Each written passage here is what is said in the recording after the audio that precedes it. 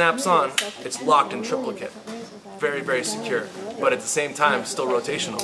So if you run into something, if you're going, say you're on like a battleship or you're in some sort of a close quarters combat situation, if you run into something, it's not going to just fall off the sheath. It's just going to spin around. It'll forgive you in both ways. So then when you want to press the button to release the knife from the sheath stays on the location that it is, whether it's the belt or the pocket, whatever. And then the knife itself can be opened and used this way, or in a tactical situation, like this. And if you're using this knife in a situation like that, good luck to the enemy trying to get that out of your hand. I mean, it's in there, it's locked. And it's ergonomic, it feels nice in the hand, and it's got good gripability. And it's one of the more unique knives that we've done. It's got a frame locking device on it, so the frame falls in underneath the blade. Just move the frame out, slide it in there like that, and that's basically how it works. This is this one was almost as long to develop as this one here. Pretty difficult piece. I want to go over those two. Which? No, these are not gone. That's the, I think that's the green one. Check out, if you want to see how dark it, or how bright it glows, go in the bathroom and just check it out. It's fantastic. The stuff is amazing. Go over those two pieces? Sure. This one is the Michael Hawk Peregrine. It's his folding Hellion blade. The Hellion is a Tonto with a recurve and a steep Tonto grind on the tip there. This version is bead blasted with G10 handles. It's completely hollow, so it can be cleaned easily. No pocket clip or anything because of the general size of the knife. And it's got flip-out finger guards.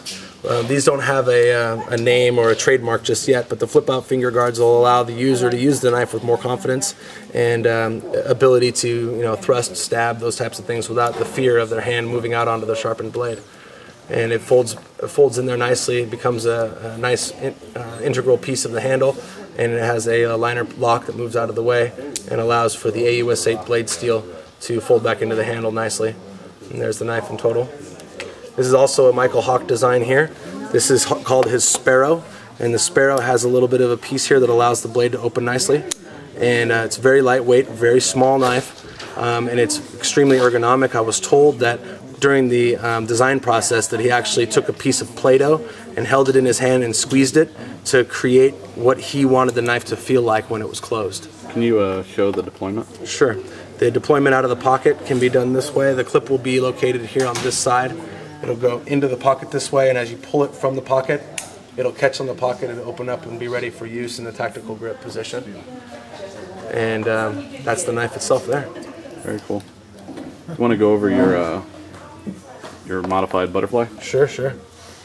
This is called the Vujade. It's the MK4. It's the 4th folding karambit that we've done. It utilizes a button lock and a strategically placed latch with a spring load on it. And what happens is you press the button here, the handle gets pulled slightly apart, and the latch will flip to its opposite end. And then as the handle comes all the way around, it will lock back into the same button that it just unlocked from on the opposite side. The ergonomics of it are very similar to the MK1 karambit, which was the first one that we've done, the one that received a lot of compliments, a lot of accolades on how it felt in the hand. So I wanted to create something that had a unique opening, but still felt the same when you were using it and holding it. And it does inspire confidence. It is a quite an innovative knife, and I believe it's one of those knives that people can just, aside from its use, it's another one of those knives that you can just kind of be on the phone or be doing your job and just be kind of flipping around and messing with, which I always think is a pretty cool feature for most knives, is the ability to be able to play with it and mess with it while you're doing something else. Kind of fun, Better than biting your fingernails, I guess, You figured out a quick way to deploy that? Well, I'm fairly good at it, but Brent is probably better at it, and there's a couple guys that are actually even better at it than either of us. But it's a little tricky still, but we'll get there. As soon as I get this latch to go over all the way 100% every time, because right now the latch isn't quite springy enough. It's still a prototype. It's not quite springy enough to go into the exact right position. But once it gets to that point, then it'll go in every time, make it a lot easier. But the key to it is to be able to keep it flowing freely as it's kind of in a horizontal position on your hand as you open it. So it's kind of tricky, but that's actually kind of the cool part about it, is that it takes practice to get it perfect. And So we'll probably offer a trainer version of it as well, so guys aren't out there getting cut. There we go. That's kind of a nice one. That worked okay. Cool. But yeah, the trainer versions are always nice. Guys, feel free to like pick a knife and ask him questions about it, so I can get close up while we're talking. Bottle opener. This is the a bottle opener knife. We call this one the bottleneck. And what it does is it has the keychain that runs right through here, so that the bottle opener is always accessible. But the latch on the top has integrated springs in the handle, so you flip this latch over right here and then let the handles fall, and it's actually a butterfly knife as well. So the bottle opener portion gets covered by the handles, and then the blade itself is exposed and easily used. Now the reason why it's so small is because I'm in California, and in California butterfly knives are illegal. You need a permit for that, right? Unless it's less than 2 inches long. So a lot of guys went the way of doing a full-size butterfly knife, and then they would just have like an unsharpened sort of rod that held the blade on the end that was like 1.5 inches long. And I thought, why not just size the whole thing down, make it into a bottle opener, and then make the blade 1.99 inches long. And that way, you know, the guy who wrote the law for California, you kind of just give him one of these and just be like, what? You know? What? You know? What? You could always move to Arizona and not have to worry about these problems. That's a good suggestion. We barely have laws here. I love it. That would be laws and quotes, sir. So that's the story with that one. It's kind of a fun little piece. And you know, with everything I do, of course, I offer a lifetime warranty on it. So if there's ever any issues with anything, please just let me know. I was just curious about this one because Brent, he actually got me started on this. I was amazed at it because I own a 480 Shoki, one of the first productions. And I paid about $230 for it. That cost me so much less. You got yourself one heck of a knife here, sir. This is one of the first ones I actually lost money on these. I can see why. I mean, I did. Carbon fiber on it. Yeah, it's this carbon fiber. It's an S30V blade. It's a stainless liner. It's the MT2SC, and one of the first 11. I was urged by the guys who I was paying consulting fees to do a less expensive version of this knife and a more expensive version of this knife because they felt that this knife would be very, very popular. Because of the direction that a lot of the other ones went in, this was considered one of the more mild of the knives. But when you open it up, it kind of balances itself out because this little eye hole here and that little eye hole there, they actually disappear when they're fed into each other. It's kind of a cool little portion of the design. But the carbon fiber scales on this, I quickly had to go away from that after the first run because it was too expensive. And definitely at an $85 retail for this knife, I was losing money. And so I had to switch over to G10, which I'm at now. I think he actually took my G10 one yesterday and sold it. But this knife now is done with the same blade steel, but with a sculpted G10 handle instead. I have one of those, but I was just curious. It opens so smooth. Like the Benchmade I have is it's gritty and it's like $240, but this thing is it's smooth. You don't Oil impregnated bronze bushings. Something I learned from Ken Onion. Oil impregnated bronze has been around for a long time, since the 1950s, I think.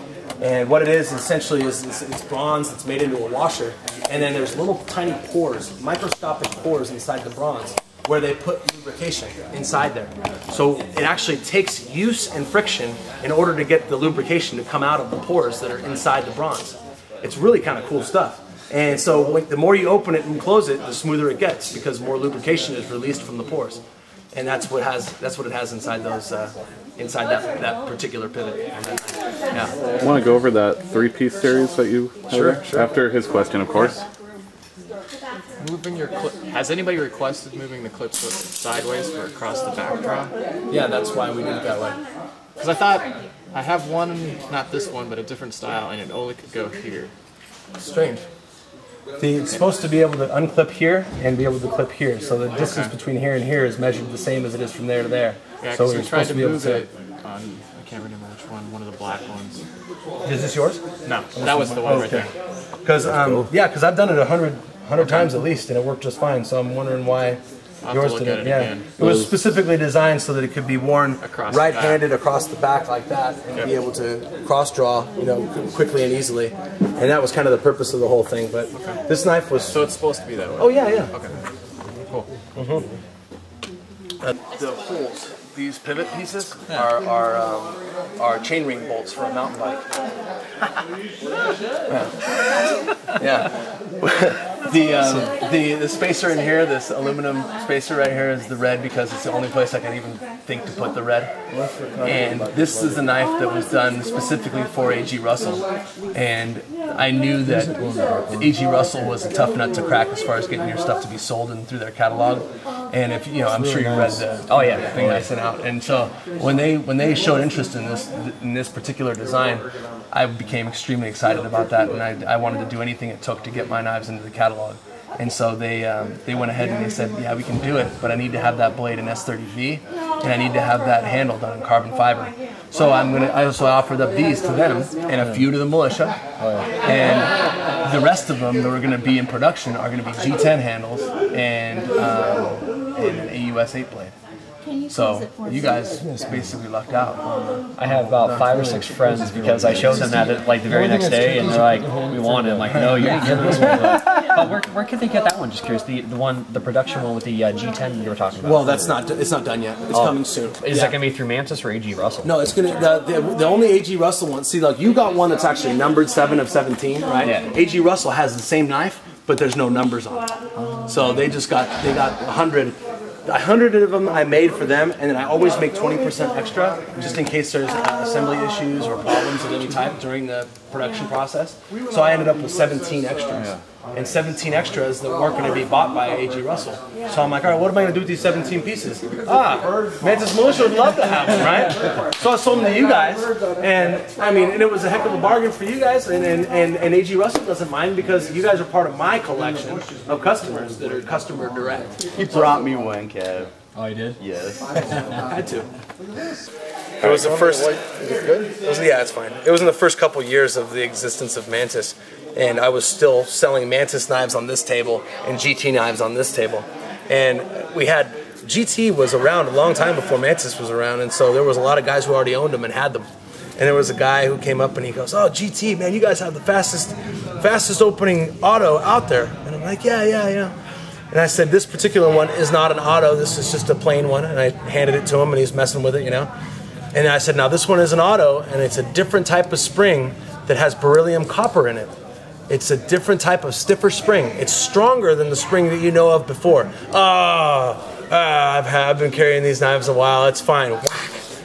Right as he's telling me how good he is with the GT knife, he opens it and it slams right into his palm, and it got him so good. It bit him so good right in here, and he closes his hand quickly, you know, and he's like, "Oh, it's cool. I'm all right. And he stands there and proceeds to continue talking. Now, as he's talking to us, it's coming out, and it's dripping all down on the carpet. We had there was blue carpeting in the aisle in front. I remember this specifically because I remember looking down and seeing this enormous black spot. It was red on the blue. It looked like purplish, and it was like a lot of blood, man. It was a lot of blood. And he finally decided that he had had enough, and he just decided to save face and walk away. Yeah, which was fine. But at that point, I felt so bad, and that's when, you know. And then me being the smartass that I am, I say something like, "Hey, you know, playing with the knives is free, but Band-Aids are $100." You know, something dumb like that, you know. And he's just like, he walked away, and I'm sure he's fine. But I mean, at the same time, I felt kind of bad, you know. So it happens. Is this a box for it? He doesn't have a price on it, does he? Oh. MKF, well, since I marked it, I should buy it now. I think he wanted 160 for it or something. Are you still making that brand? I still make them. It's just that I have to make each one of them by hand myself, because none of the guys that I have doing the Mantis stuff won't mess around with these at all. And so mainly it's because of the loading of the thing when you're putting it all together. It's not that complicated. They just don't want to do it. Do you have any of the ones that you were showing me earlier that you made for Big 5? Yes. Oh, do I have them with me? No. No. Can I order one? Get one from you? Well, yeah, you can have that one if you want. I'll buy it from you guys. Okay, if the Beetle thing ever happens, you got to call me. Absolutely. It's the Taco Bell King. How many of these do you own now? Is that Taco Bell card? Do you own a whole bunch of chains of them now? No. Oh. I have 6 of them.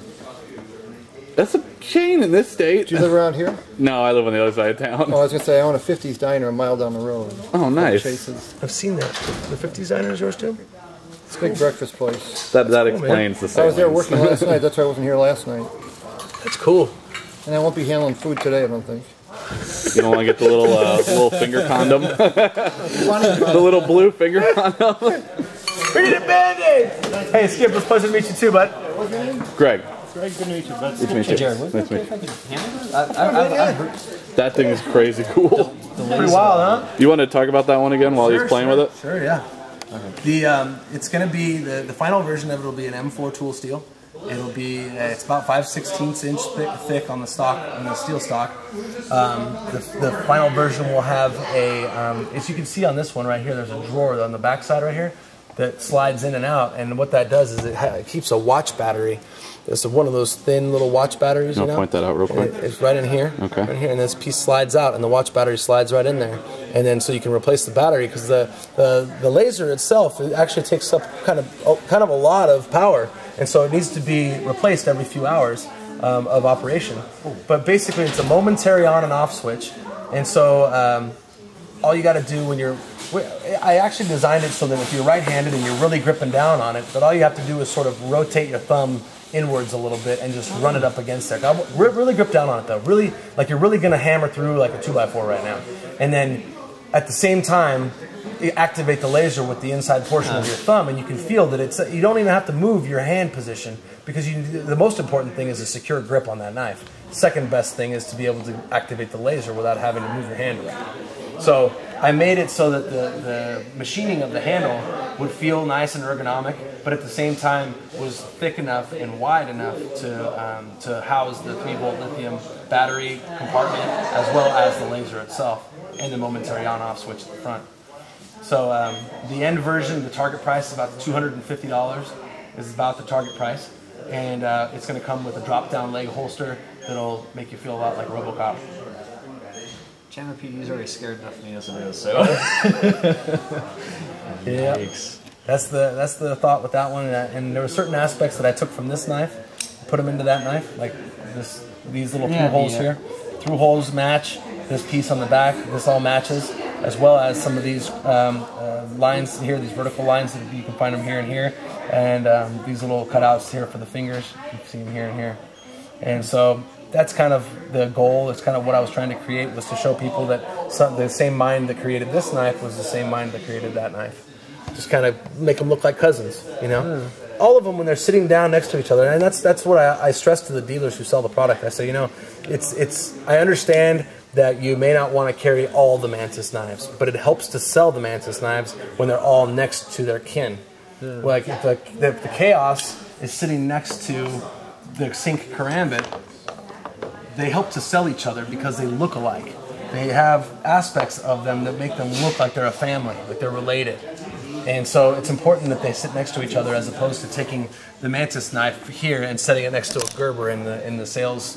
On the you know, people tend to do it in a different ways. Some guys like to put every knife, like every fillet knife, on one shelf in one section. So they'll take the Benchmade fillet knife and put it next to my folding fillet knife, and everybody else's straight blade fillet knives. But I don't believe that that's the right way to do this, because this is one of the only folding fillet knives out there. There's only one or two other companies that do a folding fillet knife. And I think it's important to keep the Mantis with the Mantis, because then people can see that it's something unique and different. It's really nice too when you go in and you look at a display case and you have the entire line of one brand, and then you have the entire line of another brand. And it just, you can see all of them, because it's cool to be like, you may not like this one, but the one next to it maybe have just a little bit different, and you may love that one. Sure. But if, you know, one's here and one's down there, you'll never see them. Yeah, that's exactly right. And so it's important to me that each one of them speaks, you know, it says something about the brand as a whole. Because each one of them is great as an individual, but when they're sitting with the 2 others or 3 others that are just like it, or the ones that inspire that design, then it works out. I think it's the best way to display them. I just want to say thanks. I really enjoyed it. What's the catch on this one? Oh, well, you know what? Well, that's Okay, now he did this one. Okay. What I learned about this is that he has a machine, a 5-axis machine. Oh wow! That's capable of doing this, but that it's nobody all one else, piece, right? Yeah, and that nobody else in the industry has this machine. That he was able to either take the machine from his days of doing the gun production and utilize it into the knife business. So what he's got here is this sort of grenade, this sort of frag pattern here on the outside, and you unscrew it here, watertight by the way. Unscrew it, and then you've got yourself this knife underneath. It's a dagger that has a twist to it, sharpened edges. Triple edge. I mean, is that not the coolest thing ever? I mean, seriously. Let's just get real about it. It's got a hollow, watertight handle. I like the fact that it has blood holes so you don't get the blood on your hand. You gotta have the blood grooves, man. You gotta have the blood grooves. Gotta have blood grooves. If you're gonna stab a dude, I mean, it's just a straight up shank. I can only imagine that's only legal in a few states. Then Arizona, of course, being area one. inside the handle that's waterproof, so you can keep your important documents in there. And we were just discussing it's banned by the Geneva Convention. It's not legal in warfare to have a triple-edged knife. Not legal in warfare. Hold on. Let me reframe that. It's only not legal for us law-abiding countries, but all the jackasses that keep attacking and trying to kill us, they're good to go. Right. Right. I mean, this is just...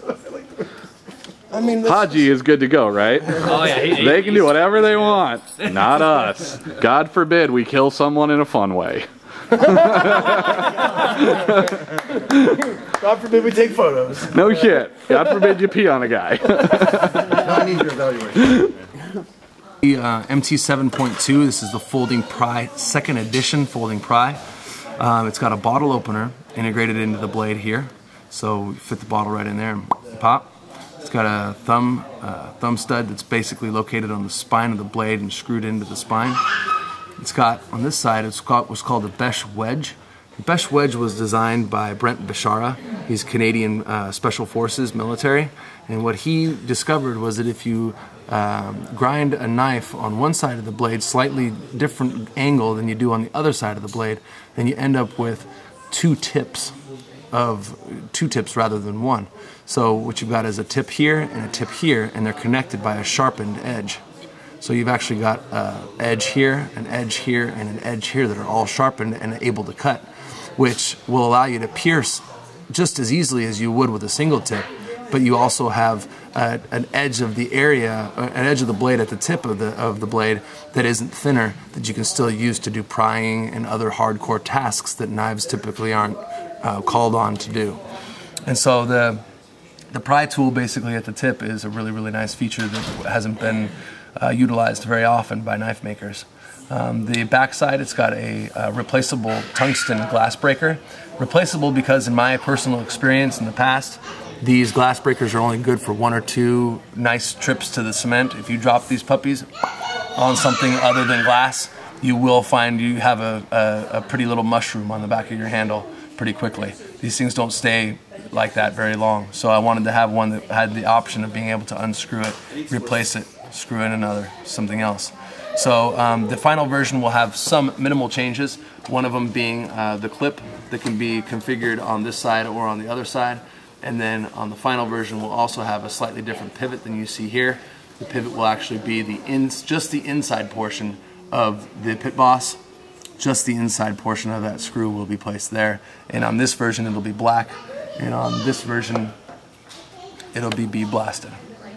But it'll have that 6-prong Now, which one is the SIG model? This is the SIG model here. Okay. And has this even been, is this even out yet? No, this is not out yet, and this isn't the final version of it either. The final version of the SIG one is actually going to have something hidden in the handle here on the back side. I'm going to remove a portion of this liner here and put a little rotating piece that pops out here that's maybe only about 1.5 inches long. It's going to rotate off of this piece here, rotate outwards like that, and it'll be a seatbelt cutter.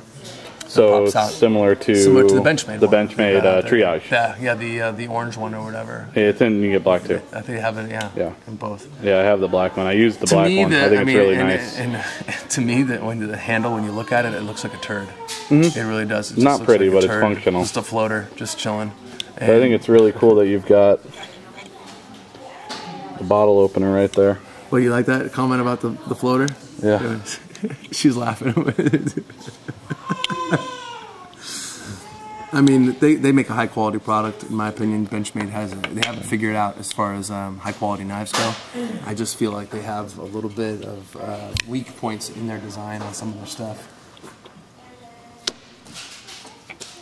But they've never offered me a job, so